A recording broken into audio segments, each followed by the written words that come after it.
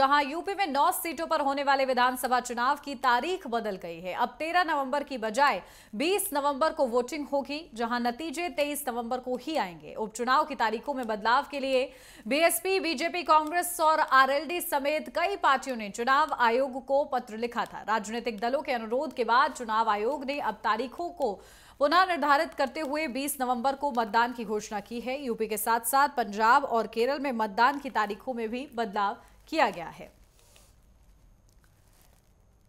तो यूपी उपचुनाव में वोटिंग की डेट बदली है, जहां 13 नवंबर को चुनाव होना था, लेकिन इसे बदलकर 20 नवंबर कर दिया गया है। तो 9 विधानसभा सीटों पर उपचुनाव होना है। हालांकि जो रिजल्ट की तारीख है वो सेम है, यानी कि 23 नवंबर को रिजल्ट सामने आएंगे। राजनीतिक दलों ने चुनाव आयोग को पत्र लिखा था, जिसके अनुरूप चुनाव आयोग ने ये तारीख दोबारा से निर्धारित की है 20 नवंबर। तो उपचुनाव की तारीखों में बदलाव के लिए खासतौर से ये पत्र दिया गया था।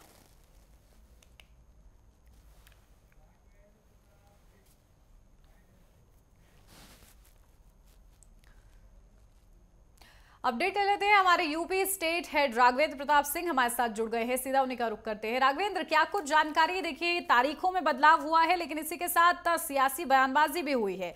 अब ये कहा जा रहा है समाजवादी पार्टी की तरफ से कि जितना टालेंगे उतना ही बुरा हारेंगे। क्या कुछ सियासत फिलहाल हलचल आपको देखने को मिल रही है उत्तर प्रदेश में?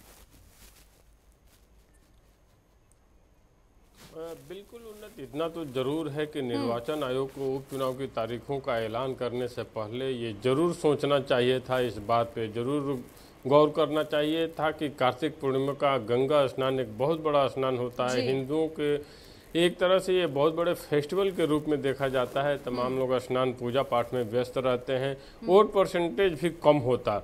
हालांकि निर्वाचन आयोग को जिस तरह से राजनीतिक दलों ने, चाहे हम आरएलडी की बात कर लें, बीजेपी की बात कर लें, अन्य जो कुछ दल थे, उनके तरफ से पत्र लिख करके ये मांग की गई थी कि उपचुनाव की तारीख को बदला जाए, क्योंकि उस समय कार्तिक पूर्णिमा का गंगा स्नान है और वहाँ पे बहुत सारे ऐसे वर्ग हैं, मतदाता हैं, जो गंगा स्नान के चलते अपने मत का प्रयोग शायद न करने पाए। क्योंकि गंगा स्नान में प्राय कोई अयोध्या, तो कोई प्रयागराज, कोई वाराणसी नहाने जाता है, तो कोई हरिद्वार जाता है। तो ऐसे में निर्वाचन आयोग द्वारा एक निर्णय लिया गया कि अब ये 13 नवंबर को चुनाव नहीं होंगे, बल्कि 20 नवंबर को होंगे। ऐसे में अखिलेश यादव, जो सपा के राष्ट्रीय महासचिव भी हैं, उत्तर प्रदेश के पूर्व मुख्यमंत्री रह चुके हैं, उन्होंने एक कटाक्ष भी किया है कि जितना टालोगे उतना हारोगे। हालांकि बीजेपी की तरफ से पलटवार हुआ है। बीजेपी प्रवक्ता राकेश त्रिपाठी ने भी अखिलेश यादव पर हमला बोलते हुए कहा कि समाजवादी पार्टी को अपने हार के लिए 1 सप्ताह का और मोहलत मिल गया। हालांकि समाजवादी पार्टी इस उपचुनावों में भी बहुत बुरी हार उसको देखने को मिलेगा, जिस तरह से पिछले 2 विधानसभा चुनाव में मिले। तो एक तरह से आरोप प्रत्यारोप का दौर चल रहा है, समाजवादी पार्टी की तरफ से, बसपा की तरफ से, कांग्रेस की तरफ से, और उन सबका जवाब भारतीय जनता पार्टी की तरफ से भी दिया जा रहा है। और निर्वाचन आयोग की शिकायत करते हुए भी विपक्षी खेमा देखा गया है। लेकिन मुख्यतः जो निर्वाचन आयोग का निर्णय है, इन राजनीतिक दलों द्वारा लिखे गए पत्र और कार्तिक पूर्णिमा के गंगा स्नान को ध्यान में रखते हुए तिथि परिवर्तित की गई है। जी बिल्कुल, देखिए, महत्वपूर्ण ये सोच थी और इसी के चलते पत्र भी लिखा गया। अब जब तारीखों में बदलाव हुआ है, राघवेंद्र, इसका क्या प्रचार पर असर पड़ेगा, क्योंकि ज्यादा समय मिला है प्रचार के लिए? अब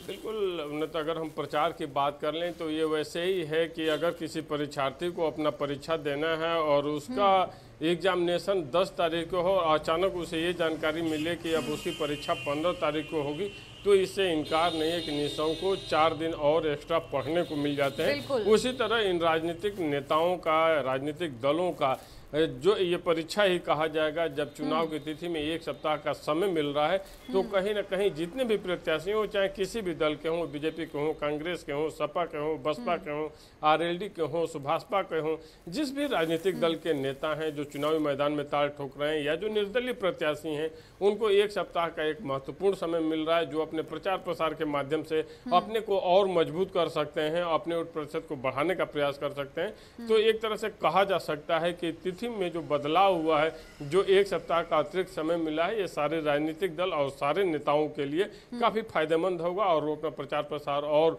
1 सप्ताह ज्यादा कर सकते हैं। बिल्कुल, देखिए अब प्रचार का समय मिला है तो और भी ज्यादा देखना दिलचस्प होगा किस तरीके की बयानबाजियां फिलहाल की जाती हैं, लेकिन तारीखों का बदलाव हुआ है और ऐसे में अब चुनाव आयोग की तरफ से किस तरीके से व्यवस्थाएं जो हैं और दुरुस्त रखी जाएंगी, क्योंकि देखिए जब भी उपचुनाव हो रहा है हरियाणा के चुनाव को लेकर अभी तक असमंजस की स्थिति है कि आखिर लगातार जो विपक्षी पार्टियां वो आरोप लगाती रही है, ऐसे में उनको भी प्रिपरेशन का वक्त मिलेगा। राघवेंद्र, उन्हें तो जहाँ तक राजनीतिक दलों द्वारा आरोप प्रत्यारोप का दौर चलता है, निर्वाचन आयोग पे जिस तरह से आरोप प्रत्यारोप लगते हैं, प्राय मुख्य विपक्षी दलों को देखा गया है कि अगर हरियाणा में हार मिली है तो ईवीएम या निर्वाचन आयोग को तो दोषी ठहराया जाता है, लेकिन बंगाल और जम्मू कश्मीर में अगर जीत मिली तो वहाँ पे ईवीएम या निर्वाचन आयोग को दोषी नहीं ठहराया जाता है। तो एक तरह से कहा जा सकता है कि हार का ठिकरा अपना स्व मूल्यांकन की जगह, अपनी हार की समीक्षा करने की जगह निर्वाचन आयोग और ईवीएम पे अपना ठिकरा फोड़ दो, और राजनीतिक दलों द्वारा यही अब तक देखा जा रहा है। लेकिन ईवीएम को लेकर निर्वाचन आयोग अपने कामों को लेकर प्राय बार बार ऐसी बात करता हुआ दिखाई भी देता है कि निर्वाचन आयोग और ईवीएम एकदम निष्पक्ष हैं और कहीं से कोई पार्शियलिटी की बात नहीं है।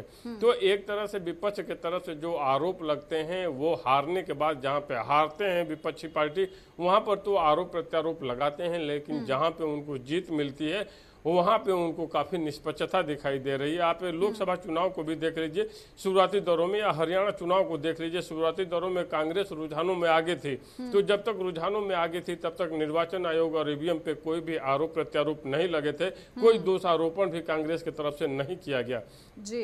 लेकिन जैसे ही चुनावों में हार मिली तो ईवीएम पे और निर्वाचन आयोग पे आरोप प्रत्यारोप का दौर शुरू हो गया। तो एक तरह से कहा जा सकता है कि हार की समीक्षा करने की जगह ये राजनीतिक दल निर्वाचन आयोग और ईवीएम पे ठिकरा फोड़ते हुए दिखाई देते हैं।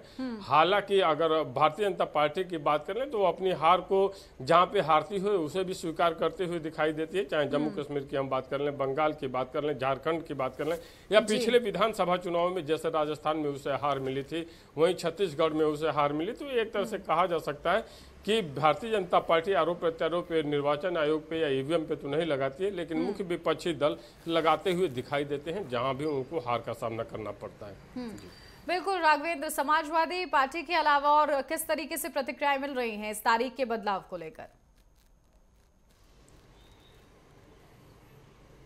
तारीख की बदलाव को लेकर उन्नत अगर कह लें समाजवादी पार्टी की बात, तो जब राष्ट्रीय अध्यक्ष का ही बयान आ गया कि जितना टालोगे उतना हारोगे, तो उसके बाद से उसके जितने भी प्रवक्ता थे या समाजवादी पार्टी के जो अन्य नेता थे वो भी भारतीय जनता पार्टी पे और निर्वाचन आयोग पे हार के डर का बहाना है और तमाम तरह के आरोप लगाने शुरू कर दिए।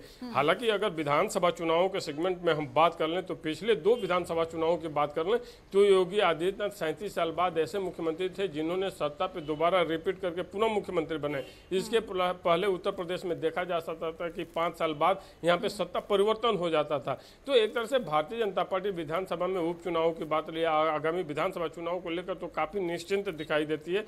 लेकिन निर्वाचन आयोग द्वारा ये जो तिथि परिवर्तित किया गया है कार्तिक पूर्णिमा का गंगा स्नान को ध्यान में रखते हुए, इसमें हमें नहीं लगता कि हार के डर से या फिर कोई अन्य कारण, ये सिंपल एक कारण यही दिखाई दे रहा है कि राजनीतिक दलों द्वारा जो पत्र लिखे गए उसके आधार पर निर्वाचन आयोग द्वारा इस चुनाव को 1 सप्ताह के लिए टाला गया। 13 की जगह 20 तारीख को होंगे। हालांकि समाजवादी पार्टी बार बार ये कहते हुए दिखाई दे रही है कि हार के डर से निर्वाचन आयोग ने इसको टाला है और भारतीय जनता पार्टी के इशारे पे टाला है। बिल्कुल देखना होगा अब किस तरीके से ये उपचुनाव संपन्न होता है शांतिपूर्ण तरीके से। बहुत शुक्रिया राघवेंद्र आपका तमाम जानकारी के लिए।